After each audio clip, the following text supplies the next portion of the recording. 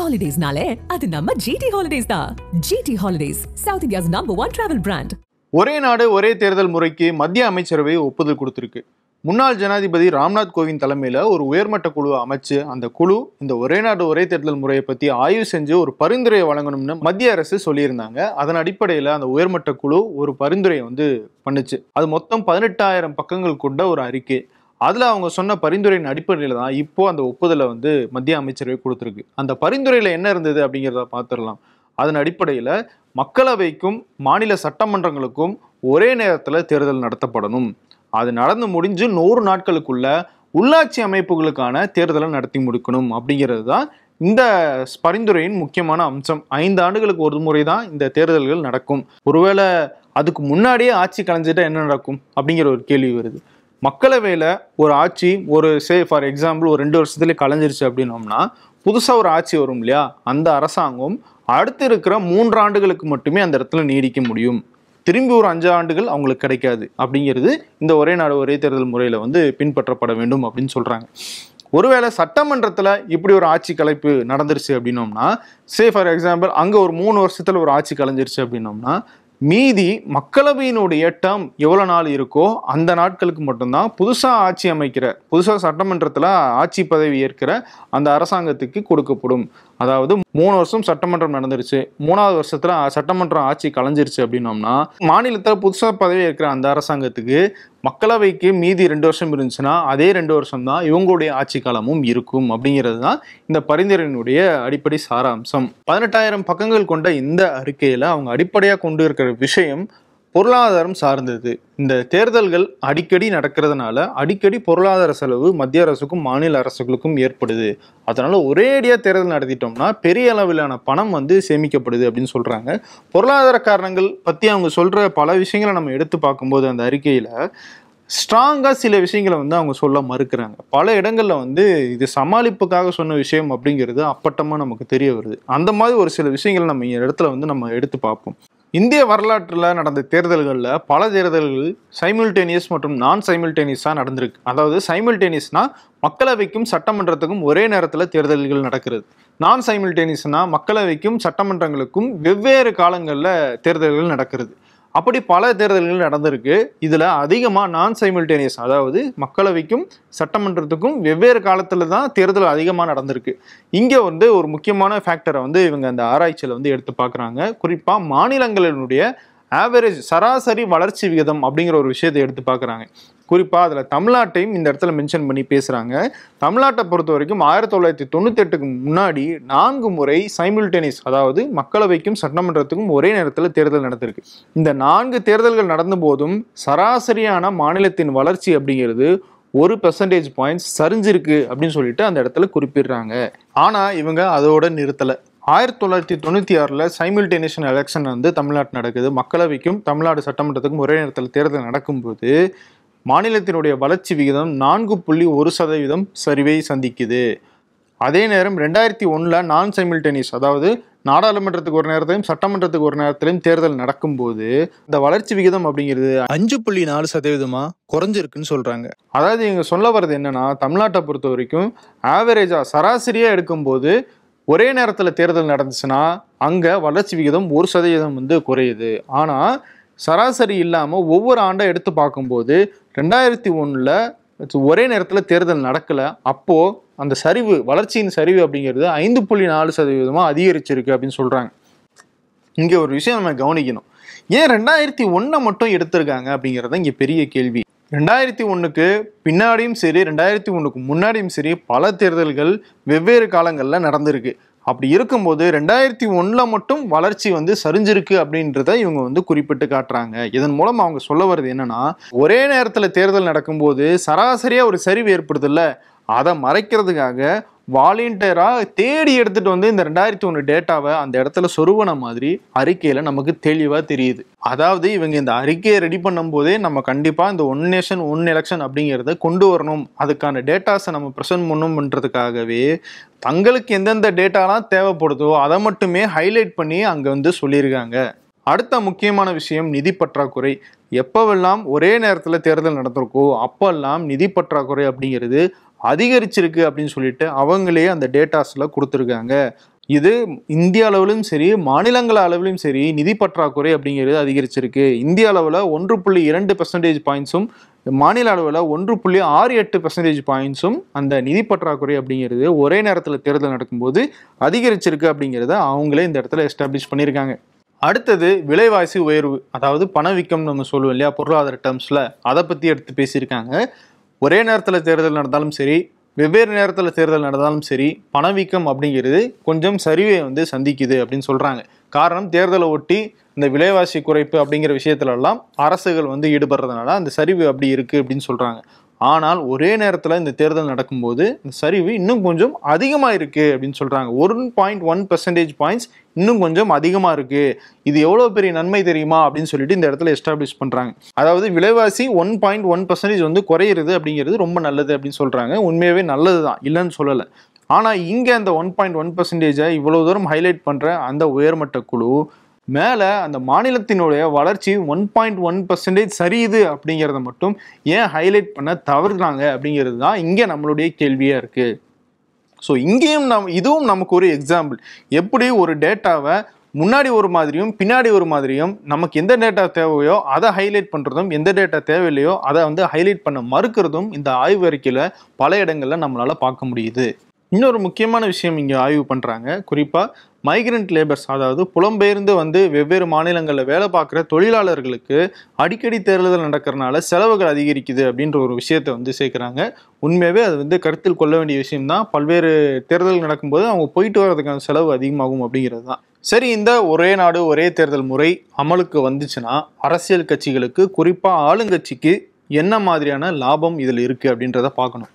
5 வருஷத்துக்கு ஒரு தடவை தான் இவங்க தேர்தல் நடத்துவாங்கன்னா 5 வருஷத்துக்கு ஒரு தடவை தான் இந்த அரசியல்வாதிகளும் இந்த ஆட்சியாளர்களும் மக்களை போய் சந்திப்பாங்க. அது வரைக்கும் இவங்களுக்கு மக்களை சந்திக்க வேண்டிய தேவை கிடையாது, அவங்கள வந்து கன்வின்ஸ் பண்ண வேண்டிய தேவை கிடையாது, அவங்களுக்கு வேலை பார்த்துக்கிட்டே இருக்கணும் அப்படிங்கிற தேவையே கிடையாது. ஒருவேளை ஒரு கட்சி மக்களவை தேர்தலில் ஜெயிச்சு இந்திய அளவில் ஒரு ஆட்சியை பிடிச்சிட்டாங்க அப்படின்னு வைங்களேன், அடுத்த 5 வருஷம் வர வரைக்கும் அவங்க மக்களுக்கு பயப்படாம எந்த திட்டத்தை வேணா அந்த இடத்துல நிறைவேற்ற முடியும் அப்படிங்கிற ஒரு சுதந்திரம் அவங்களுக்கு கிடைக்குது. இதுவே வெவ்வேறு காலத்துல தேர்தல் நடக்குது அப்படின்னம்னா, மக்களவை தேர்தலில் ஜெயிச்ச ஆட்சி அமைச்ச 2 வருஷத்துலயே வேற ஒரு மாநிலத்துல தேர்தல் வருது, அதே ஆட்சியில் இருக்கிற கட்சி அந்த மாநிலத்தில் தேர்தலை சந்திக்குது அப்படின்னோம்னா அங்கே அவங்களுடைய திட்டங்களை நிறைவேற்றுறதுல ரொம்ப யோசிப்பாங்க. ஏன்னா அந்த மாநிலத்தில் தேர்தலில் நம்ம ஜெயிக்கணும் அப்படின்றதுக்காக மத்திய அரசில் அவங்க கொண்டு வர திட்டங்களை ஏதாவது சர்ச்சை இருந்துச்சு அப்படின்னோம்னா அதை கொஞ்சம் நாளைக்கு தள்ளி வைப்பாங்க. அப்படி இல்லையா பெட்ரோல் டீசல் போன்ற விலைகளை வந்து குறைப்பாங்க. இப்படி மாநில அளவில் இருக்கிற மக்களாலேயும் இந்த தேர்தல்கள் வெவ்வேறு காலத்தில் நடந்துச்சுன்னா ஒரு அழுத்தத்தை மத்திய அரசுகளுக்கு கொடுக்கற முடியும். ஆனால் 5 வருஷத்துக்கு ஒரு தடவை தான் தேர்தல் நடந்துச்சுன்னா 5 வருஷத்துக்கு ஒரு தடவை தான் இவங்க பெட்ரோல் டீசல் விலையை ஏற்றுறது பற்றியே யோசிப்பாங்க. அந்த 5 வருஷமும் எந்தவித தயக்கமும் இன்றி ஒருவேளை அவங்களுக்கு மெஜாரிட்டி இருந்துச்சு அப்படின்னோம்னா நாடாளுமன்றத்தில் சுத்தமாக எதை பற்றியும் கவலைப்படாமல் அவங்க இஷ்டத்துக்கு அந்த சட்டங்களை நிறைவேற்றிக்கிட்டே போவாங்க. இப்பயே அப்படியே நிறைவேற்றுறாங்க. இன்னொரு முக்கியமான விஷயம், மக்கள் எப்பயுமே ரொம்ப தெளிவாக வாக்களிப்பாங்க. சட்டமன்ற தேர்தலில் எந்த கட்சிக்கு வாக்களிக்கணும், மக்களவை தேர்தலில் எந்த கட்சிக்கு வாக்களிக்கணும் அப்படிங்கிறதுல எப்பயுமே தெளிவாக இருப்பாங்க. இப்போ ஒரே நாடு ஒரே தேர்தல் அப்படின்னு வந்துருச்சுன்னா 2 தேர்தலும் ஒரே நேரத்தில் நடக்கும். இப்போ சட்டமன்ற தேர்தல் தனியாக நடந்துச்சுன்னா அங்கே வந்து யார் யாரெல்லாம் பிரச்சாரம் பண்ணுவாங்க, தமிழ்நாட்டில் இருக்கிற தலைவர்கள் மு.க. ஸ்டாலின், எடப்பாடி பழனிசாமி, சீமான் போன்ற தலைவர்கள் எல்லாம் வந்து பிரச்சாரத்தில் ஈடுபடுவாங்க.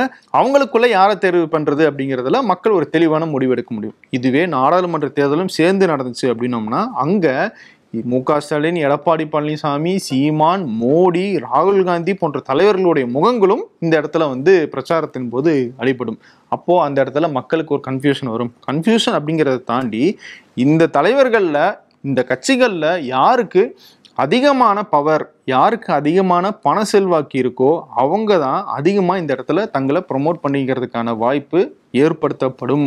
அதனால மாநில அளவில் இருக்கிற சின்ன சின்ன கட்சிகளால் தங்களை முன்னிறுத்திக்க முடியாமல் போகிறதுக்கான வாய்ப்பு இருக்கு. ஒரு வகையில் அவங்களுக்கான வாய்ப்பை தடுக்கிறதாகவும் இந்த ஒரே நாடு ஒரே தேர்தல் முறை அமைஞ்சிருக்கு. அடுத்து வாக்களிக்க போகும்போது மக்களுக்கு என்ன கன்ஃபியூஷன்ஸ் ஏற்படும் அப்படிங்கிறத பார்க்கணும். இப்போ சட்டமன்ற தேர்தலையே ஒவ்வொரு தொகுதியிலையும் பல பேர் வந்து போட்டிடுவாங்க. 30-40 பேர்லாம் போட்டிடுவாங்க. அப்படி 30-40 பேர் போட்டிட்டாங்க அப்படின்னம்னா 3 இல்ல 4 வாக்குப்பதிவு இயந்திரங்களை அந்த இடத்துல வைக்கணும். இப்ப நீங்க இதோட சேர்ந்து நாடாளுமன்ற தேர்தலுக்கும் வாக்களிக்க வைக்கணும் அப்படின்னோம்னா அதுக்கு எத்தனை பெட்டிகள் தேவைப்படும், எத்தனை வேட்பாளர்கள் இருப்பாங்க அப்படின்னு சொல்லிட்டு நீங்க இமேஜின் பண்ணி பாருங்க. ஸோ இவ்வளவு பேர்ல எனக்கு தெரிஞ்ச நான் யாருக்குன்னு போய் ஓட்டு போடுவேன்? இது நீ சாமானிய மக்களுக்கு இது எவ்வளவு தூரம் சிரமமா இருக்கும் அப்படிங்கிறத நீ சிந்திச்சு பார்க்கணும். மக்களுக்கு இருக்கிற அந்த சிரமமும் அந்த கன்ஃபியூஷனுமே ஒரு சிலருக்கு ஆதாயமா போய் முடியும் அப்படிங்கிறது தான் இங்க நம்ம முக்கியமா கவனிக்க வேண்டியது. ஒருவேளை இத்தனை ஆப்ஷன்ஸ் இருக்கு, இதுல யாருக்கு ஓட்டு போறது அப்படிங்கிற தெளிவா தெரியாதவங்க நேரா போய் நோட்டாக்கு தான் ஓட்டு போடுவாங்க. நோட்டாக்கு இங்க ஓட்டு போடுறதும் ஒண்ணுதான், ஓட்டு போடாம இருக்கிறதும் ஒண்ணுதான். ஸோ இந்த மாதிரி பிரச்சனைகளும் வாக்களிப்பின் போது ஏற்படும் அப்படிங்கிறது முக்கியமா நம்ம கவனத்தில் கொள்ள வேண்டியதா இருக்கு. இன்னொரு முக்கியமான வாதம், இந்த ஒரே நாடு ஒரே தேர்தல் முறை அப்படிங்கிறது கூட்டாட்சி தத்துவத்துக்கு எதிராக இருக்கு அப்படிங்கிறது தான். அரசியலமைப்பு சட்டத்தின்படி அதனுடைய அடிப்படை தன்மையை மாத்துறதுக்கான வாய்ப்பு யாருக்குமே கிடையாது. அப்படி இருக்கும்போது இந்த கூட்டாட்சி தத்துவத்தை உடைக்கிற வகையில் ஒரு தேர்தல் முறை கொண்டு வரது மட்டும் எப்படி சரியா இருக்கும் அப்படிங்கிற ஒரு கேள்வி எழுது. நான் கூட்டாட்சி தத்துவம் எதை சொல்ல வரேன்னா, ஒரு மாநிலத்தில் இருக்கிற சட்டமன்றத்துக்கு இண்டிபெண்டா அதுக்குன்னு ஒரு ஆட்சி காலம் கொடுக்கணும் அப்படிங்கிறதுக்காக தான் தனியா ஒரு சட்டமன்றம் அப்படிங்கிறதே கொண்டு வரப்பட்டது. அதுக்கும் மக்களவைக்கும் நாடாளுமன்றத்துக்கும் எந்தவித செயல்பாட்டு ரீதியான எந்தவித தொடர்புமே கிடையாது. அப்படி இருக்கும்போது கூட்டாட்சி அப்படிங்கிற ஒரு காரணத்தினால தான் அதுக்குன்னு தனியாக ஒரு அதிகாரம், தனியாக ஒரு கால வரையறை அப்படின்லாம் கொடுத்துருக்காங்க. அதை நீங்க மாற்றணும்னு நினைக்கிறது அரசியலமைப்பினுடைய அடிப்படை தன்மையை மாத்துறது. அடிப்படை தன்மையை மாத்துற உரிமை எந்த ஆட்சிக்கும் கிடையாது அப்படிங்கிறது இன்னொரு தரப்பு அரசியல் அறிஞர்களுடைய வாதமா இருக்கு. காங்கிரஸ், திமுக உட்பட பல்வேறு எதிர்கட்சிகள் இந்த ஒரே நாடு ஒரே தேர்தல் திட்டத்துக்கு தொடர்ந்து எதிர்ப்பு தெரிவிச்சுட்டு வராங்க. எதிர்ப்பையெல்லாம் மீறி தான் இன்னைக்கு மத்திய அமைச்சரவை இந்த தேர்தல் முறைக்கு ஒப்புதல் கொடுத்துருக்காங்க. சரி, இதுக்கப்புறம் என்ன ஆகும்? இந்த ஒரே நாடு ஒரே தேர்தல் முறையை நீங்க அமல்படுத்தணும்னா பல்வேறு அரசியல் சாசன சட்ட திருத்தங்கள் செய்யணும்னு சொல்லிட்டு அந்த உயர்மட்ட குழு ஒரு பரிந்துரையை கொடுத்துருக்காங்க. அந்த சட்ட திருத்தங்களை எல்லாம் இனி மக்களவையிலையும் மாநிலங்களவையிலையும் மத்திய அரசு நிறைவேற்றணும். ஆனா அது நிறைவேறுமா அப்படிங்கிறது தான் இங்க பெரிய கேள்வி. ஏன்னா இது கான்ஸ்டிடியூஷனல் அமெண்ட்மெண்ட்ஸ் அப்படிங்கிறதுனால சிறப்பு மெஜாரிட்டியோட இது நிறைவேற்றப்படணும். அதாவது 2/3 மக்களவை எம்பிக்கள் இதுக்கு ஆதரவு கொடுக்கணும். அப்படி பார்த்தோம்னா 364 எம்பிக்களுடைய ஆதரவு இந்த சட்ட திருத்தங்களுக்கு தேவைப்படுது. ஆனா பாஜகவின் தேசிய ஜனநாயக கூட்டணிக்கு 292 எம்பிக்களுடைய ஆதரவு மட்டும்தான் இருக்கு. மீதி எல்லாம் எதிர்கட்சியில இருக்காங்க. அதே மாதிரி மாநிலங்களவையில 174 எம்பிக்களுடைய ஆதரவு இந்த ஒரே நாடு ஒரே தேர்தல் முறைக்கு தேவைப்படுது. ஆனால் 112 எம்பிக்கள் மட்டும்தான் தேசிய ஜனநாயக கூட்டணிக்கு இருக்காங்க. ஸோ அப்படி பார்க்கும்போது இது நிறைவேறுமா அப்படிங்கிற ஒரு கேள்வி.